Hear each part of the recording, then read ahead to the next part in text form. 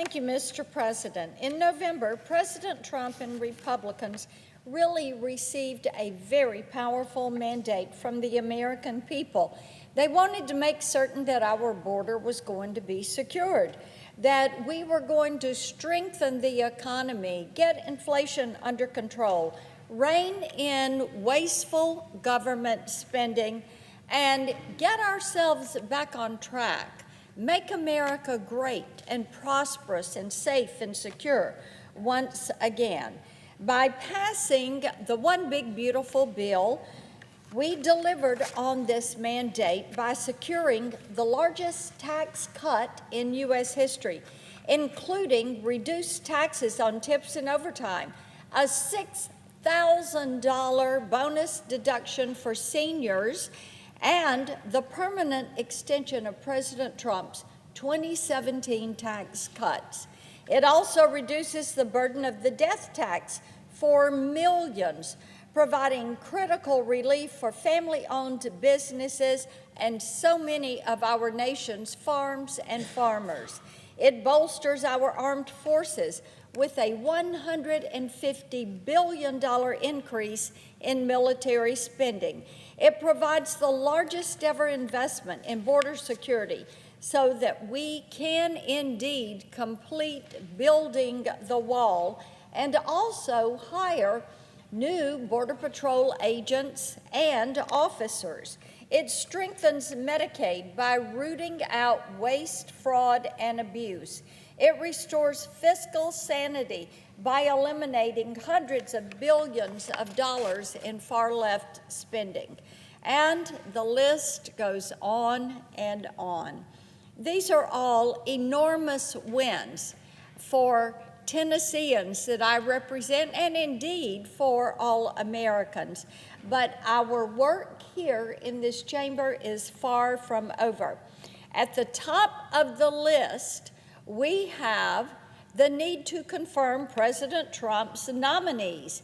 The president deserves to have his team in place to enact his agenda.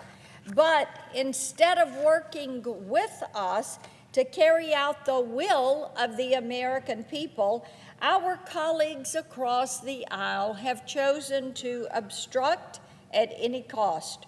Right now, we have 130 pending nominations. People that have been through committee, their paperwork is in, their questions are answered. Mr. President, all they need is a vote in this chamber, and there is absolutely no reason that we should have this backlog, especially when you look at the importance of these nominations. U.S. ambassadorships to the Vatican, Netherlands, Chile, Greece, and the European Union. 7 federal judgeships, U.S. attorneys, under-secretaries for the Departments of Veterans Affairs and the Navy, the Commissioner of the Securities and Exchange Commission. That's just a brief, partial list. Now, our Democratic friends are trying to slow down the process on these nominees as much as they possibly can. They lost at the ballot box. They have lost in the halls of Congress. They've tried the courts, and they've lost in the courts. So obstruction and stalling is what they have left as they try to spite the president. They might think that they are hurting just the Republicans or just the president, but you know, Mr. President, what they are doing is hurting the people that they are elected to represent. Every single day that goes by without these nominees being approved and getting to work on the job, then those nominees are not able to work on behalf of the American people. And unfortunately, it is the people that suffer because agencies are not fully staffed and can't make responses. You have individuals that need help with VA benefits or help with an agency with an item of concern. And at this point, they are understaffed.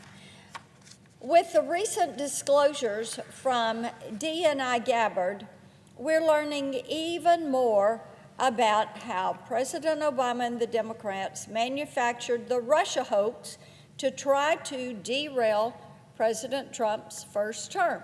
And I bring this up because their obstruction is nothing new.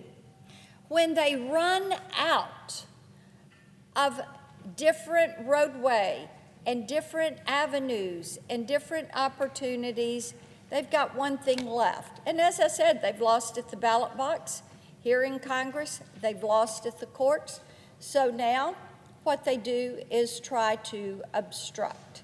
And we know from the documents that have been released concerning the Russia hoax that the Democrats were hard at work on this in 2016 and 2017 with President Trump's first term. For months, far-left activist judges undermined our Constitution by blocking lawful orders from the Trump administration in a brazen effort to decide nationwide policy. Their abuse of power only came to an end when the Supreme Court reined in those district federal judges and said, no, you have no ability and you have no right to issue nationwide injunctions. And more recently, we've seen Democrats try their best to obstruct a core part of the America First agenda, and that is securing our southern border. Americans want our border to be secure, and they want criminal, illegal aliens removed from their communities. Across the country, ICE and the Border Patrol agents have been hard at work carrying out this mandate and arresting criminals who have absolutely no right to be here in our country. Well, the Democrats are working to vilify and undermine our brave federal law enforcement. We've seen congressional Democrats try to storm ICE facilities, including a House member who faces federal charges for assaulting a federal ICE officer. They've smeared ICE agents who are risking their lives to protect our country, comparing them to the secret police and Nazis. They've pushed legislation that would prohibit officers from wearing masks, exposing them and their families to targeted harassment. This is all happening as ICE officers face an 830% surge in assaults. That's correct, 830% increase in assaults. Just this month, far-left criminals ambushed officers at an ICE facility in Texas, shooting one officer in the neck. 3 days later, a man sent 3 people to the hospital after firing dozens of rounds at a separate Border Patrol facility in Texas. These brave officers deserve our total and undivided support, and the American people deserve to have elected representatives who protect their interests. That's why Republicans are working to do every single day, working to protect our nation's citizens. And nothing, not even this obstruction that continues every single day by the Democrats, is going to stop us. Mr. President, I yield the floor and note the absence of a quorum. Clerk will call the roll. Ms. Alston-Brooks.